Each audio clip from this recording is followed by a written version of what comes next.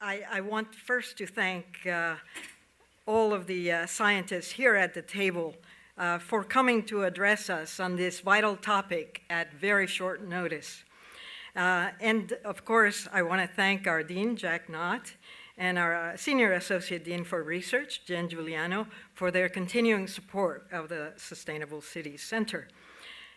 I want to thank Governor Schwarzenegger for lending his powerful voice to highlight the importance of the report and the pressing need to prepare for climate change. And of course, I want to thank Bonnie and the Institute staff. It's been really a pleasure, great pleasure, to collaborate with you on this forum. Now, I'm going to provide a very brief and, of course, incomplete overview of the assessment. I'm supposed to do this. All right.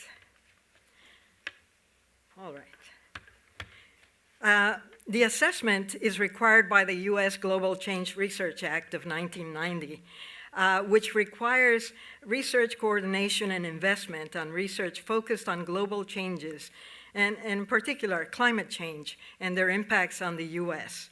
There are 13 federal agencies and the Executive Office of the President involved in the Global Change Research Program. And it also requires a periodic assessment of such research, which is what the National Climate Assessment is all about. According to the Act, the National Climate Assessment should happen every 4 years. And as you probably all know by now, only 3 have been prepared so far. But sectoral assessments have been ongoing. Today, we're going to discuss a draft of the 3rd assessment, released in mid-January and available for public comment until this Friday. And here are the previous, just the covers of the previous assessments. Now, okay, the 3rd assessment is coordinated by a National Climate Assessment Federal Task Force, and it's prepared by over 240 experts from academia, industry, and the nonprofit sector. These are researchers, the 240 or so, that synthesize the research across the nation on these issues. And what you have at this table are some of the very distinguished researchers that have contributed to the research that is found in the Southwest region chapter. So we're talking about hundreds and maybe thousands of researchers that we honor today. And the 3rd assessment is divided into sectors and regions. Sectors such as energy, water, and so on, that synthesize the research on the topic to expand our understanding on, for example, the impact of climate change on precipitation or evaporation and so on. And then we have the regional chapters that focus on impacts as they apply to regions in the country. And there are 8 regions in the country, and the Southwest is one of these. Also, I should mention that there is a proposal in the 3rd assessment for ongoing assessment. That is, to identify indicators of climate change and to track them on an ongoing basis. Here are the regions, and there we are, 6 states, and California, one of these. Okay, just a very brief statement on the National Climate Assessment process. So we're looking at the draft, and right now we are undergoing the public review. After this, the chapter teams obtain the comments and address them and revise the draft. We expect that the revision of the draft will occur throughout the end of the year, and that there will be federal agency and White House review, and then there will be a presentation of this to the President and Congress. And the best guess is that this will happen in early 2014. I just want to point your attention to the key messages for the Southwest region. There were 5 of them.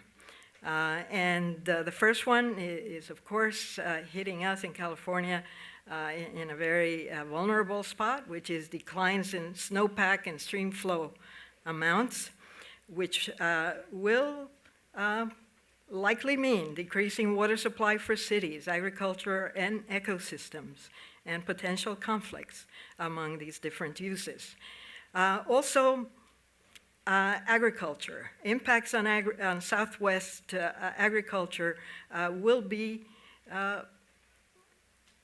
pretty dramatic in that the Southwest crops are very dependent on irrigation. And the Southwest is really the source of about 1/2 of the country's specialty crops. And so this, again, will likely mean increasing competition with urban and other uses. There will be increased warming and drought, increasing wildfires and impacts to people and ecosystems in the Southwest, and flooding and erosion in coastal areas, which is already occurring, damaging some areas of the California coast during storms and extreme high tides. And of course, the projected regional temperature increases, which will mean increased threats and costs to public health in southwestern cities and disruptions to infrastructures, which will exacerbate existing vulnerabilities of people. The distinguished researchers we have invited here will cover most of these areas, but I want to take a couple of minutes to emphasize 2 points: the effect of climate change on urban areas and on urban infrastructures. The Southwest region is the most arid, hot, and urban region in the country. It is also the most urbanized region in the country, and that is 93% versus 81% nationally. And California has become the most urbanized state in the country. Close to 95% of its people live in urbanized areas. And why is this important? Because the overwhelming majority of the population will experience the impacts of climate change in urban areas. And urban areas already are hotter than surrounding areas due to the urban heat island effect, and that is, just briefly, because sealed surfaces of urban areas trap and retain heat. And so the temperature increases due to climate change will mean more frequent, intense, and longer heat waves. They will result in increased public health risks, especially to vulnerable populations, and greater demands and potential disruptions to critical infrastructures, especially electricity and water, which can create a vicious spiral of warming and cascading effects unless preventive actions are taken. And the following slide depicts this vicious cycle.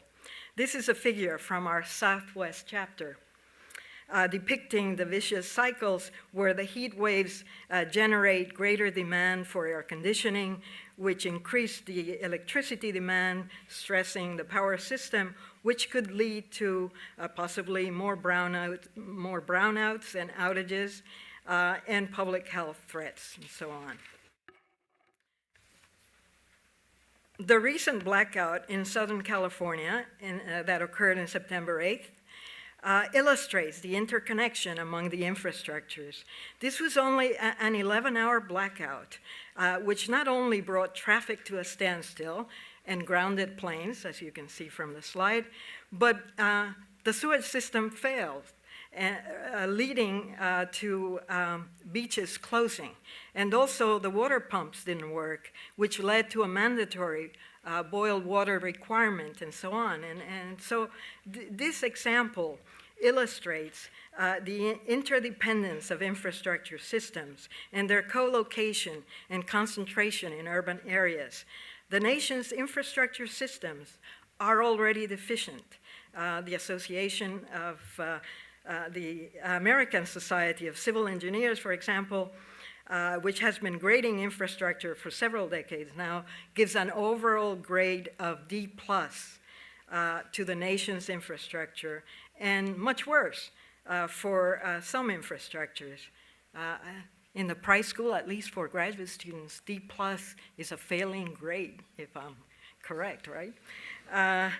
And so climate change will aggravate the existing vulnerabilities, and preparing for the impacts will require planning and investment. And we need to begin now, because planning and financing infrastructure takes quite a long time.